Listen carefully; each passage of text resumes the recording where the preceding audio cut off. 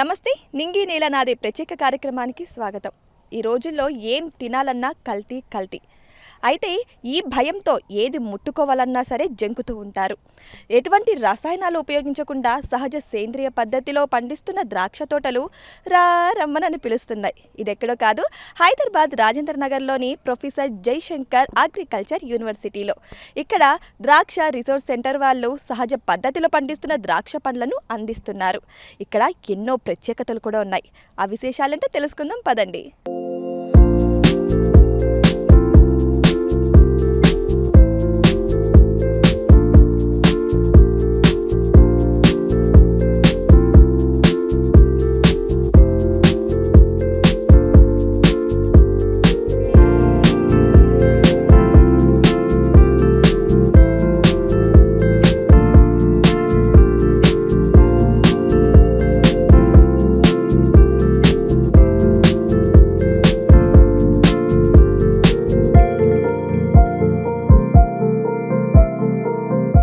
సహజ సేంద్రియ పద్ధతిలో పండించిన ద్రాక్ష పండ్లు తినాలనుకునే వారికి ఇదొక చక్కని వార్త.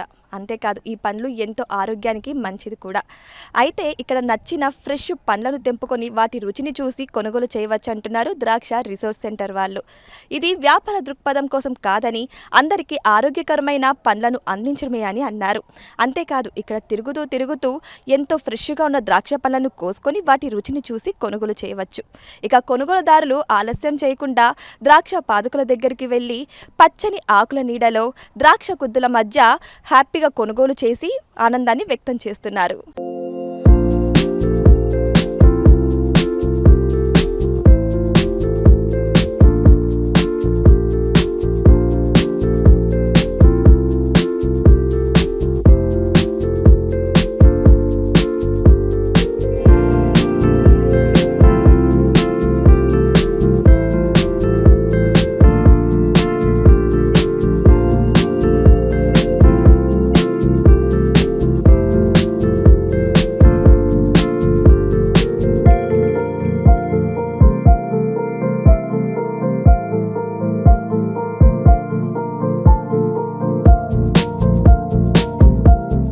Horticulture principal scientist doctor Suresh గారు ప్రస్తుతం మనతో ఉన్నారు. వారిని అడిగి కొన్ని విశేషాలను తెలుసుకుందాం. నమస్కారం అండి. నమస్కారం అండి. సార్, ఎప్పటి నుంచి ద్రాక్ష అనేది సాగు చేస్తున్నారు? ముఖ్యంగా మనకు తెలంగాణ రాష్ట్రంలో 1965లో ఈ ద్రాక్ష పరిశోధన స్థానం అనేది స్థాపించబడిందండి. ఇక ద్రాక్ష సాగు విషయానికి వస్తే దాదాపు 1940 నుంచి మన తెలంగాణ రాష్ట్రంలో, అంటే అప్పుడు మనం స్వాతంత్రం రాకముందు నిజాం ప్రభుత్వ హయాంలో ఈ ద్రాక్ష సాగు అనేది ఇక్కడ భారతదేశంలో మొట్టమొదటిగా పర్షియా దేశం నుంచి కొన్ని రకాలు ఆఫ్ఘనిస్తాన్ నుంచి, ఇటలీ నుంచి తీసుకురావటం జరిగింది. మొట్టమొదటిగా మనకు 1940లో నిజాం ప్రభుత్వంలో మనకు డాక్టర్ శంకర్ పిల్లై గారని ఒక శాస్త్రవేత్త ఉండేది. వాళ్ళు చీఫ్ హార్టికల్చరిస్ట్గా పనిచేసేవారు స్వాతంత్రం రాకముందు. ఈ నిజాం ప్రభుత్వములో మనకు ఈ శంకర్ పిల్లై గారు మొట్టమొదటిసారిగా నిజాం గారు విదేశాల నుంచి వచ్చేటప్పుడు కొన్ని కట్టింగ్స్ తీసుకొచ్చారు.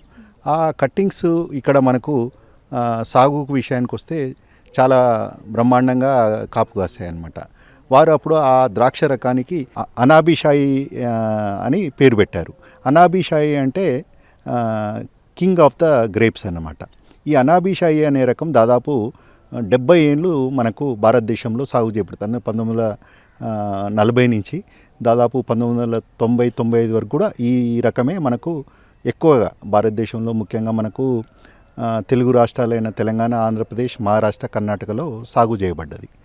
1990-95 తర్వాత చాలా రకాలు మనకు విదేశాల నుంచి తీసుకురావటం జరిగింది. దాంట్లో ముఖ్యంగా మనకు చెప్పుకోదలసిన రకాలు ఏంటంటే థామ్సన్ సీడ్లెస్ ఒకటి, ఇంకా red globe, fantasy seedless, crimson seedless, ఇలాంటి రకాలు మనకు విదేశాల నుంచి, ముఖ్యంగా మనకు జర్మనీ, ఇటలీ, యుఎస్ఏ నుంచి తీసుకురావటం జరిగింది.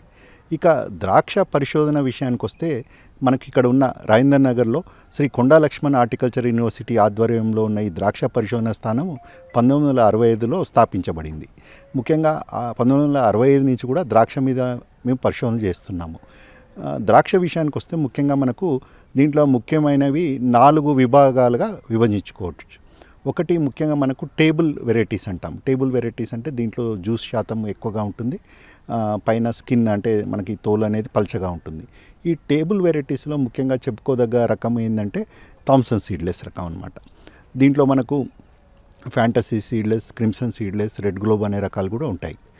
ఇక రెండవ విభాగానికి అంటే రెండవ ముఖ్యమైన విషయానికి వస్తే జ్యూస్ వెరైటీస్. జ్యూస్ వెరైటీస్ అంటే మనకి దీంట్లో ఎక్కువగా జ్యూస్ శాతం అంటే రసం అనేది ఎక్కువగా ఉంటుంది. ఈ జ్యూస్ శాతంలో కూడా మనకు ముఖ్యమైన రకాలు మనకు మాంజిరి మెడికా, H516 ఇలాంటివి ఒక 4-5 రకాలు మనకు ఉన్నాయి. ఇక ఇంకొక రకం ఏంటంటే మనకు రెజిన్ వెరైటీస్ అంటారు. రెజిన్ వెరైటీస్ అంటే ముఖ్యంగా మనకు కిస్మిస్ సంబంధించి రకాలన్నమాట. దీంట్లో ఈ కిస్మిస్కి సంబంధించిన రకాల్లో మనకు కిస్మిస్ రోజావిస్ వైట్, కిస్మిస్ చర్నీ, థామ్సన్ సీడ్లెస్ అనేవి కూడా మనకు కిస్మిస్కి సంబంధించి ముఖ్యంగా మనకు ఎండు ద్రాక్షకు ఉపయోగపడే రకాలు. దీంట్లో ఎండు ద్రాక్షకు ఉపయోగపడే రకాల్లో ముఖ్యంగా ఏంటంటే చక్కెర శాతం అంటే టోటల్ సాల్యుబుల్ సాలిడ్స్ అనేవి ఎక్కువగా ఉంటాయి. ఇక నాలుగో ముఖ్యమైన విభాగం ఏంటంటే వైన్ వెరైటీస్.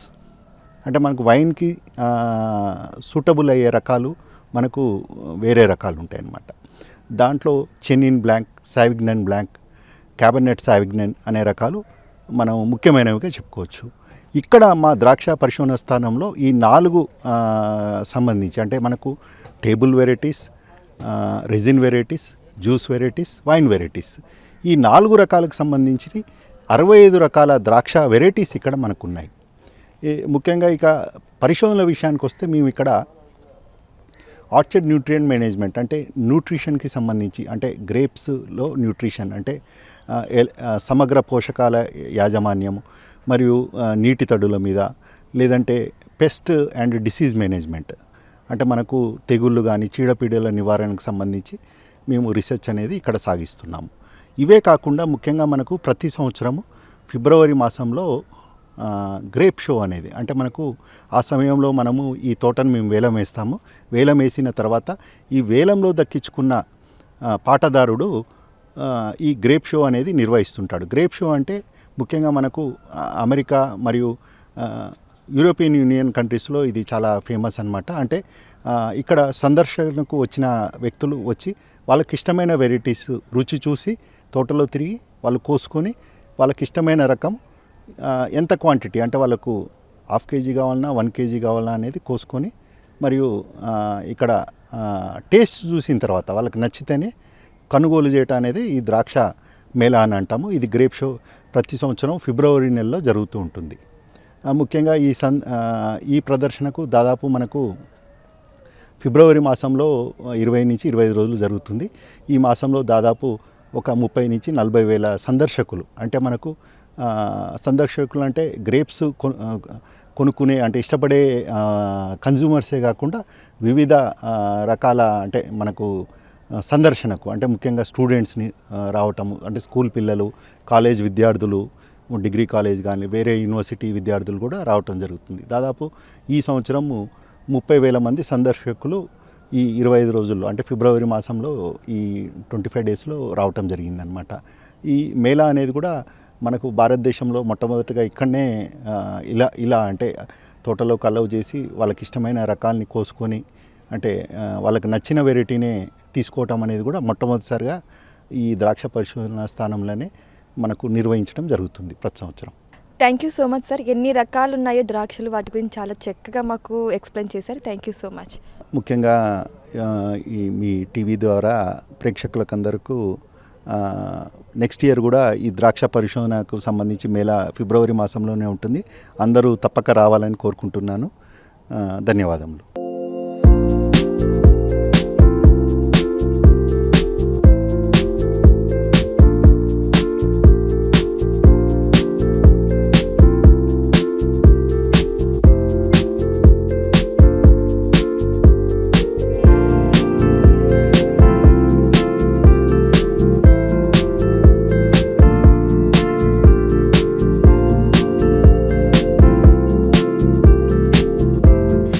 సురేంద్రనగర్లోని అగ్రికల్చర్ యూనివర్సిటీలో 7 ఎకరాల్లో ద్రాక్ష తోటను వీరు సాగు చేస్తున్నారు.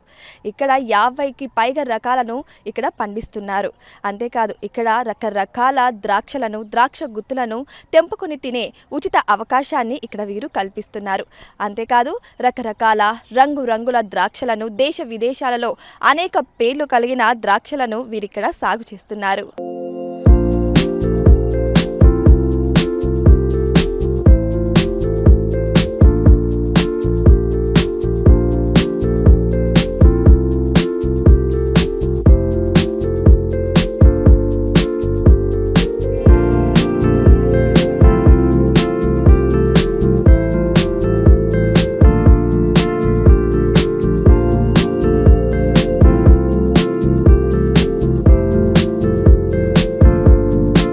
సైంటిస్ట్ డాక్టర్ ప్రభావతి గారు ప్రస్తుతం మనతో ఉన్నారు. వారిని అడిగి మరికొన్ని విశేషాలను తెలుసుకుందాం. Hello madam. హాయ్. ఇక్కడ ద్రాక్ష తోటలు సాగు చేయడానికి ఎలాంటి ఎరువులు వాడతారు, వాటికి ఎలాంటి జాగ్రత్తలు తీసుకుంటారు? ద్రాక్షని సాగు చేయడానికి నత్రజని, భాస్వరం, పొటాష్ అన్ని ఎరువులని వేసుకోవాలి. యాక్చువల్లీ సేంద్రియ ఎరువులు కూడా వేసుకోవాలి. ఇప్పుడు అంతా చూస్తున్నారు కదా, హార్వెస్ట్ అయిపోయింది. హార్వెస్ట్ అయిపోయిన తర్వాత ఇప్పుడు ఇది రెస్ట్లోకి వెళ్తుంది. ఈ వైన్ రెస్ట్లోకి వెళ్ళినప్పుడు సిఫార్సు చేసిన వాటిల్లో మనము 10% నత్రజని కానీ, భాస్వరం కానీ, పొటాష్ దానికి ఇవ్వాలి. ఇచ్చినప్పుడు మళ్ళీ ఆ వైన్ రిగెయిన్ అవుతుంది. దానికి ముందు కత్తిరింపులు చేయడానికి ఏప్రిల్లో కత్తిరింపులు చేస్తారు. 2 కత్తిరింపులు ఉంటాయి, ఏప్రిల్లో ఒకటి, అక్టోబర్లో ఒకటి. సో కత్తిరింపులు చేయడానికి వారం రోజుల ముందు ఈ పాదుల్ని మొత్తము మనం ఏం చేస్తామంటే రూట్స్ని యాక్టివేట్ చేయడానికి తవ్వేస్తారు. పైన ఇట్లా తవ్వినప్పుడు రూట్స్ రిసెప్టివ్ అవుతాయి. అప్పుడు మనము ఎకరానికి ఒక 10 టన్నుల పశువుల ఎరువుని అలానే వేపపిండిని కూడా కలిపేసి వేసుకుంటారు. వేసుకున్న తర్వాత ఏప్రిల్లో మనం ఏం చేస్తారంటే ప్రూనింగ్ చేస్తారు, కత్తిరింపులు చేస్తారు. కత్తిరింపులు చేసిన వెంటనే మరి అది కొమ్మ మొత్తం ఆకులేం లేకుండా ఇట్లా బోడుగా కత్తిరించేస్తారు కదా. సో అట్లాంటప్పుడు మళ్ళీ చిగురు రావాలి కొమ్మ పెరుగుదల దశ కోసం అంటే నత్రజని ఇవ్వాల్సి వస్తుంది. నత్రజని ఒక 40% సిఫార్సు చేసిన వాటిల్లో. ఎంత ద్రాక్షకి సిఫార్సు చేశారు అని అంటే 200 కేజీలేమో నత్రజని, 200 కేజీలు భాస్వరం, 400 కేజీలు పొటాష్. సో సిఫార్సు చేసిన వాటిల్లో 40% మనము మొదటి 30-40 రోజుల్లో ఇచ్చేస్తాం. తర్వాత అది ఆపేసి ఎప్పుడైతే పూమొగ్గ ఇట్లా అంకురార్పణ వస్తుందో బడ్ బ్రేకింగ్ అంటారు, అట్లా వచ్చినప్పుడు భాస్వరాన్ని స్టార్ట్ చేసి ఇస్తారు. 70% భాస్వరము ఈ మొదటి ప్రూనింగ్లోనే, సమ్మర్ ప్రూనింగ్లోనే ఇచ్చేస్తారు, వేసవి కత్తిరింపుల్లోనే ఇచ్చేస్తారు. దాని తర్వాత వచ్చినటువంటి కొమ్మ ముదిరే దశ ఉంటుంది. అది ఎంత కొమ్మ ముదిరితేనే ఆ తర్వాత కాలంలో పంట దాని మీద ఆధారపడి ఉంటుంది. ఆ కొమ్మ ముదరడానికి అప్పుడు మనకి 30% పొటాష్ అప్పుడు ఇచ్చేస్తారు. దాని తర్వాత మళ్ళీ అది ఫుడ్ మెటీరియల్ అంతా స్టోర్ చేసుకున్న తర్వాత మళ్ళీ మనం ఏం చేస్తాము అని అంటే పండ్ల కోసం కత్తిరింపు చేస్తాం. అది శీతాకాలపు కత్తిరింపు, వింటర్ ప్రూనింగ్ అని చెప్పేసి అంటారు. సో అప్పుడు శీతాకాలపు కత్తిరింపు అప్పుడు మళ్ళీ మనం ఏం చేస్తాము అని అంటే మళ్ళీ నత్రజని, భాస్వరం, పొటాష్ ఇట్లా దఫాల వారీగా వేసుకుంటూ పోవాలి. సో అప్పుడు కూడా అంతే, జస్ట్ ఎప్పుడైతే మనకి వెజిటేటివ్ గ్రోత్ అవసరం అవుతుందో అక్కడ మనం నత్రజని అవసరం ఉంటుంది కాబట్టి నత్రజని ఎరువులు వేసుకుంటాము. మనము కత్తిరింపు చేసిన వెంటనే మళ్ళీ బడ్ బ్రేకింగ్ జరుగుతుంది. ఎప్పుడు వింటర్ ప్రూనింగ్ అప్పుడే మనకి అన్ని గెలలు ఇనిషియేట్ అవుతూ ఉంటాయి కదా. సో అప్పుడు మళ్ళీ మనము మిగిలిన అంతకుముందు వేసాం కదా 70% భాస్వరస్, అది 30% అప్పుడు వేసుకుంటాము. మళ్ళీ తర్వాత పిందె కడుతుంది. ఆ పిందె పెరుగుదలప్పుడు కూడా మనము నత్రజని పొటాష్ కలిపి వేస్తారు. దాని తర్వాత ఏమవుతుంది అని అంటే ఆ పిందె పెరుగుదల వస్తున్నప్పుడు లాస్ట్ ఇంకా హార్వెస్ట్ చేస్తాము మనం ఫిబ్రవరి ఫస్ట్ వీక్లో అన్నప్పుడు ఆ ముందు జనవరి నెల మొత్తము మనము పొటాష్ ఎరువుల్ని ఇస్తాం. ఎందుకంటే పొటాష్ ఎరువు మనకి ఆ కాయ నాణ్యతకి బాగా ఉపయోగపడుతుంది అలా వేసినప్పుడు. సో బడ్ బ్రేకింగ్కి ఏమో ఫాస్ఫరస్ బాగా ఉపయోగపడుతుంది, భాస్వరం. అయితే ఇవన్నీ కాదు కానీ మామూలుగా మనం ఎప్పుడు కూడా విశ్లేషణ చేసి, అంటే దీంట్లో పీటీఓల్ అనాలిసిస్ అని కూడా చేస్తారు, అంటే పత్ర విశ్లేషణ అంటారు. అది ఎప్పుడు కూడా కత్తిరింపులు చేసిన 45 రోజుల తర్వాత మనము పీటీఓల్స్ అంటారు కదా, తొడిమల విశ్లేషణ చేసుకోవాలి. చేసుకుని దాన్ని ఆధారంగా వేసుకుంటే మంచిది, ఎంత సిఫార్సు చేసినవి ఉన్నప్పటికీ కూడా. అట్లనే సాయిల్ టెస్టింగ్ కూడా చేసుకుని వేసుకుంటే మంచిది. అయితే ద్రాక్షలో పూర్తిగా సేంద్రియ పద్ధతికి వెళ్ళడం అనేది అంత ఆశాజనకమైతే కాదు. దాని ద్వారా మనకి రావాల్సినంత దిగుబడిని మనం పొందుకోలేకపోవచ్చు. కాబట్టి సమగ్రంగా వెళ్ళటం బెస్ట్. అంటే సగమేమో సేంద్రియ ఎరువుల ద్వారా వెళ్ళి, సగమేమో మనకి ఈ ఫర్టిలైజర్స్ ద్వారా వెళితే బెస్ట్ ఉంటుంది. సో అట్లనే మనము మిగతా అన్ని పంటల్లో వాడినట్టు ఇక్కడ మ్యూరేట్ ఆఫ్ పొటాష్ అని, పొటాష్కి సంబంధించిన 2 రకాల ఎరువులు ఉంటాయి, sulphate of potash, muriate of potash అని. సో అట్లాంటిది మిగతా పంటల్లో వాడినట్టు మనము ఇక్కడ వాడలేమన్నమాట. సల్ఫేట్ ఆఫ్ పొటాష్ కొంచెం అది ఖరీదు ఎక్కువ ఉన్నా కూడా మనం అదే వేస్తాం, ఎందుకంటే ఇవి చాలా సెన్సిటివ్ కాబట్టి గ్రేప్ మనం అదే వేసి పండిస్తాం.